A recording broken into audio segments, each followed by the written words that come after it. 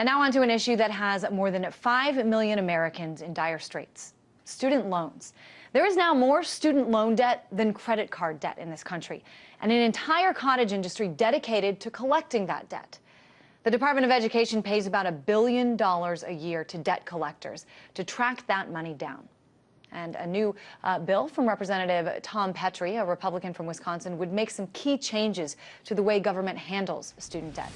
It would bring automatic withdrawals from borrower paychecks so that similar to those who owe taxes, that debt would come right out of people's checks, but the payments would be capped at 15% of a borrower's income after living expenses. It also ties interest to Treasury market rates. It eliminates low-income subsidies and also eliminates loan forgiveness for public servants. Now, the strike debt team has been vocal about eliminating all kinds of debt in this country and replacing the collection agencies that harass people with forgiveness. Let's talk now to Ann Larson, a strike debt activist, about these ideas a little further.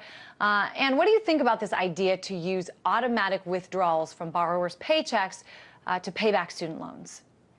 Well, hi. First of all, thanks for having me. And second of all, this plan is really nothing more than a Band-Aid on a bullet wound. We have 27% of student debtors who are already in default in this country. That's millions of people. People aren't paying these bills because they can't. And this plan is not going to help them at all. It doesn't do anything for the $1 trillion of student debt that we already have on the books.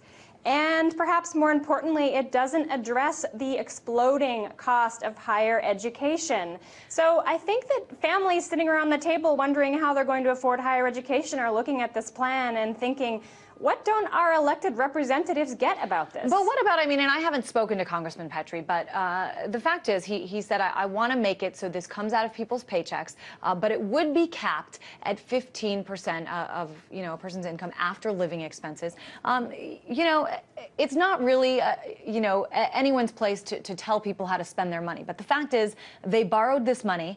They signed promissory notes that they would pay it back. So if they have a job and it's 15% or less of their income, why not start to pay this back?